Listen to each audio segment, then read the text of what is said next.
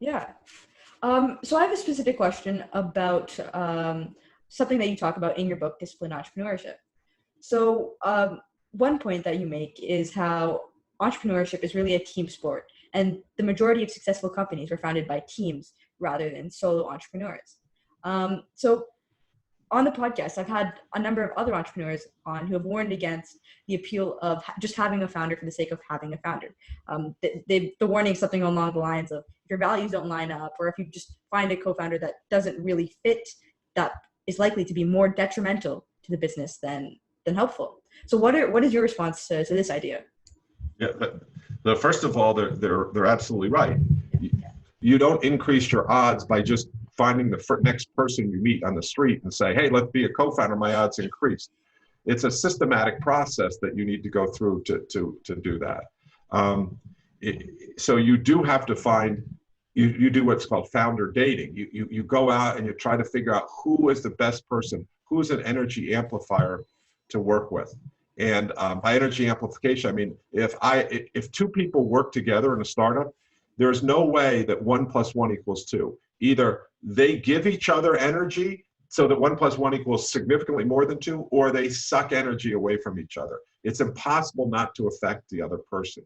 So you have to find those people in the process. But the data shows that, data and logic will tell you, when you're in a startup, you can't do everything yourself. You need to get other people involved. And if you think that you can make all the decisions yourself, you will never be a great entrepreneur, despite what Steve Jobs would make you think and the movies would make you think. It does not work that way.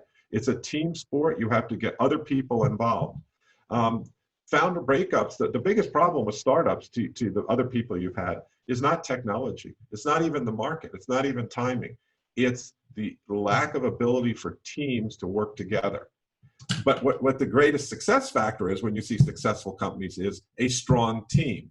So you have to go out and figure out, how do you find those other founders as well? So it's not just any team. Like, it's a team sport where you have to get a good team. And so learning that process. And, there's a lot of ways to do that. My colleague Noam Wasserman, who was at Harvard, was at USC out in Southern California, is now in New York City, dean of their school. Noam Wasserman's book, Founders' Dilemmas, has been great in talking about this. How do you build teams? So when is a good time to go looking for co-founders? So should you flesh out some kind of goals or a market first? When do you know it's time to look for co-founders? So first of all, I always encourage people to always be out there talking to people. Go to hackathons and worry less about the idea. The idea is the most overrated thing in entrepreneurship. Right. It is just crazily overrated. You really need to focus on finding the right people who are interested in the same general area. So if you go to a hackathon about, racial justice, and you're really excited about that, and you meet someone, you don't have to have exactly the same idea, but you have the same general direction.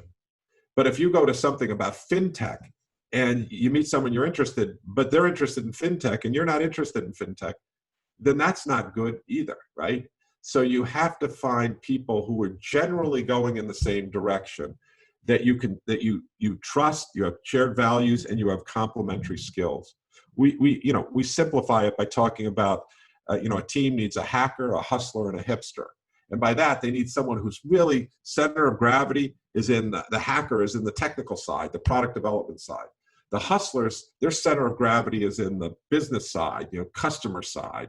And the hipster is its center of gravity is in kind of the user experience.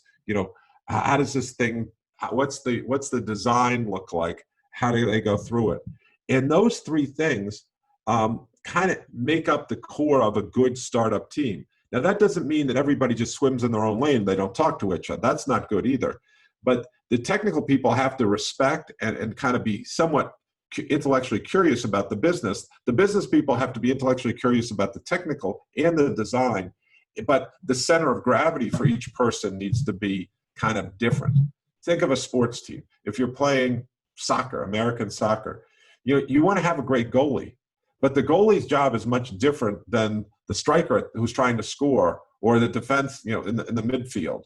So everybody plays their goal, Everybody plays their role, but the goalie shouldn't be trying to score goals. but the goalie should respect that person as well. So this is why that it's a team sport. Look, entrepreneurship isn't simple. There's no reward for an easy job. And building these teams and using these first principles and then meshing it all together in a balanced, disciplined way is what makes for successful entrepreneurship.